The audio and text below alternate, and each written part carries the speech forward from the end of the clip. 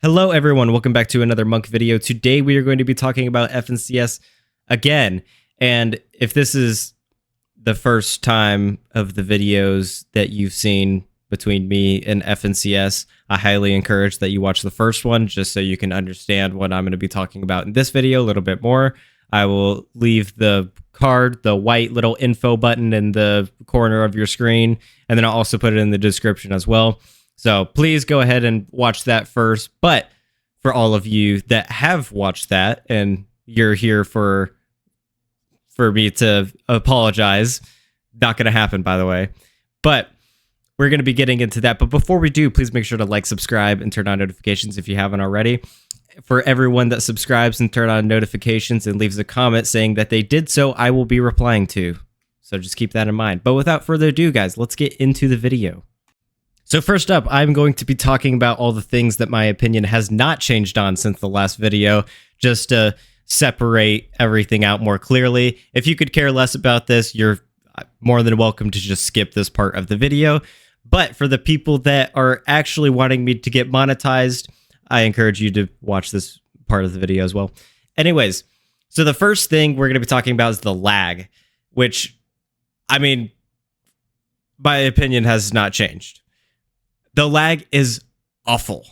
And I think when I was in the first video, I was mainly talking about the streaming service for Fortnite Competitive and how bad the lag was in there and how awful it was whenever you're like watching a live replay of the Fortnite game that they're playing in, whatever.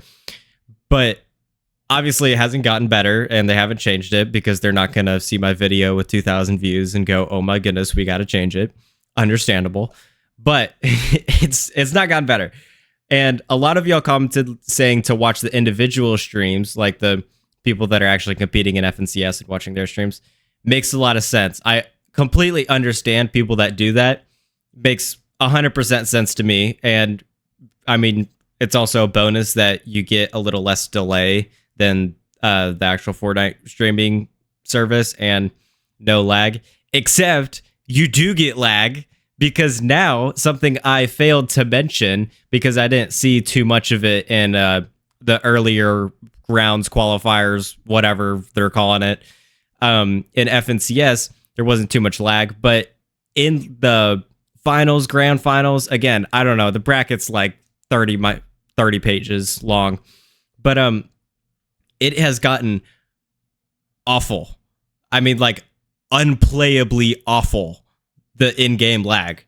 It almost makes it, because all these people that are in the grand finals, like the top 50, they're pretty equal in skill. I think that's pretty safe to say. Maybe we'll say out of the top 50, the top 20 are pretty equal in skill. I mean, they're the best in the world. That's all what FNCS is about proving, you know, the best in the world. Fortnite Championship Series. But the lag makes it where it's gives some players in way, like, not even fair advantage to other players, where it's like, if I'm fighting this team and I'm experiencing lag, but they're not, guess who's going to win that fight 9 times out of 10 if we're on the same experience level for the game, you know? So it doesn't really make that fair. So that's kind of in addition to the last point that I made in the last video. And again, same thing as last video. I don't know how to fix it. I wish I could tell them how, because that would make FNCS a lot more enjoyable for everyone. But I couldn't tell you. Just, I'm really good at pointing out these things. So, yeah, that's it for lag. Next up, we are going to be talking about the cheating scandal that they had. And, yeah, Fortnite, they did an oopsie. Apparently, they, in the coding, or again, I don't know coding, so I'm not going to pretend like I know what is going on here, but they added all of the cheaters into a game, and I guess it was like they put banned instead of unbanned, or vice versa, something like that. Anyways, the cheaters were allowed back in the game. So half of them that realized this, or however many, I don't know exactly, but a lot of them got into games. And this was pretty high up in FNCS. This was not like a qualifying round, which there was a lot of cheaters in. But this was pretty high up. I think it was heats or something. But half of your lobbies being cheaters is not a good look for your game. Anyways, this affected Mongraal and Savage, Mongraal and Mr. Savage, most popularly, if that's a word. I don't think it is. Anyways, y'all know what I'm saying. And they on stream couldn't get into a game because the game that they didn't get into was full of cheaters. But Fortnite did correct that mistake where they added some extra time and everything, to be fair. So I think they got like an extra hour or something, to make it fair. And then there was also this very awkward moment, maybe I'll put it in the video, of bless her heart, Frankie was commentating this, letting everyone know what was going on, and just roll the clip. Hi everyone. So, Wait, noticed that a couple of our players did not get into the lobby, and we want to make sure that everyone has a fair crack at the whip, as my mother used to say. Don't worry, that's old-fashioned speak that no one ever uses on a Fortnite broadcast, but I'm trying to be serious, so I thought, what would my mother say right now? And that's what she would say. We want everyone basically to have a fair fight, and you can't fight if you're not in the lobby. So we are going to reset. We're going to remake that game and make sure that everyone can get the points that they deserve. We are going to take a break while we do that, but do not go anywhere because the competition is just getting started. Anyways, W Frankie. I mean, even though it was a little awkward, she was the messenger of good news. And I mean, as you can see, Mongraal and Savage were very happy whenever they found this out. And she definitely did better commentating than I ever could have done. Anyways, yeah, W Frankie. Moving on to the next thing, however, we are going to be talking about how the bracket system still confusing as ever, which, I mean, I'll keep this brief because you can't really change a bracket system mid while you're doing it, So makes total sense that they're not changing it, of course. But that doesn't make it any less confusing. Like, these people, Fortnite is literally their full-time job. Like, I know that's easy to just say, but it's hard to comprehend. Fortnite is their full-time job. That's all they do. That's all they do is just Fortnite. And a lot of them still don't even know where the heck they're placing or what does it mean. Am I able to compete in FNCS tomorrow? Like, they don't know what the heck's going on. There's a lot of moving parts to this. But again, I'll keep it brief, so we're just going to move on from that. And real quick, I do have to shout out my boy Jiven and his duo Piggle.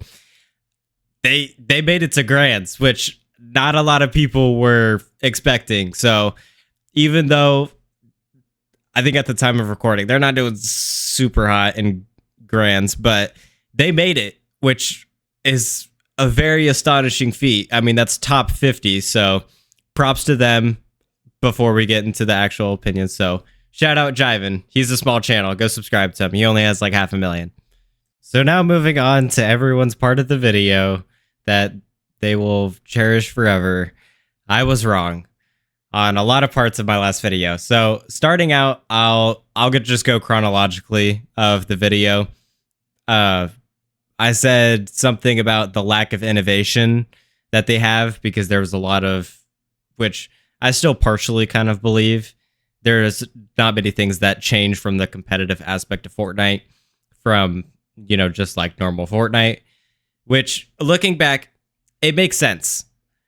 I mean, the competitive space is primarily there to get your name out there, whether you're a content creator or just for the sole purpose of making money. And if you want to achieve that, there's no other way to practice rather than using actual Fortnite. So if the competitive space was different than the natural, just like casual lobbies or even the ranked lobbies, then how would you practice that? You can't. There would be a lot of things that wouldn't be transferred over from one lobby to the next. And this is kind of seen in whenever It makes me laugh every time I think about this. In season 7, chapter 1, whenever they added the sword, I'm not going to get everything right about it, but the overpowered sword where it basically like buffed all your health and shield and everything, as well as doing crazy amounts of damage. And they added that to some tournament, and Mongraal did his famous shing, shing, shing. That, yeah, those are the couple of things that I think do require exceptions whenever they're supposed to be removed from the game rather than adding things just solely to a tournament focused environment of Fortnite. So removing overpowered things like that makes 100% sense. Other than that, though, I was really wrong on that. I understand, looking back, rewatching my video, I'm like, I'm not sure I should have said that. But next point, we're going to be talking about qualifying. So in the last video about FNCS, I mentioned how I think the competitive space should be more open to, casual players and whatnot. And I guess I'm not really taken back on my opinion, but I just want to clear the air because I don't think I explained it too well in the actual video. But what I meant when I said I think it should be more accessible for casual players is I meant that as like the competitive space as a whole. And they actually have done a good job of doing that, like with the solo victory cups and stuff and like the bronze ranked cups and just stuff like that. So I have to give them props. They have been improving on that a lot. But then whenever I started talking about FNCS, competitive space, FNCS. I did not clear that up in the last video, so I apologize for that. Yeah, whenever I was talking about how I wanted it to be more accessible for bad players, I was talking about competitive space as a whole. FNCS, however, that's, like I said in the last video, a Super Bowl. It's the Super Bowl for esports.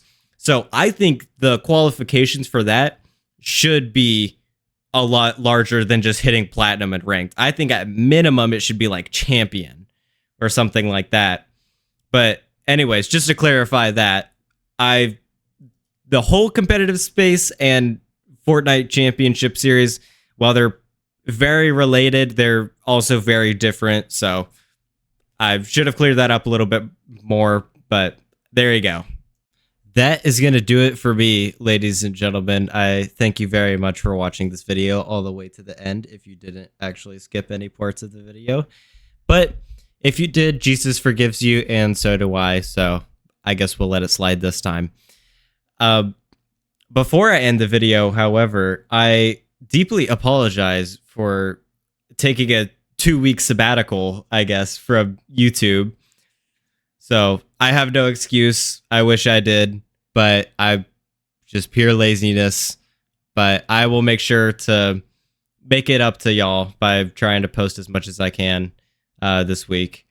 But yeah, without further ado, ladies and gentlemen, have a great rest of your day, whatever time it is. And just remember, Jesus loves you.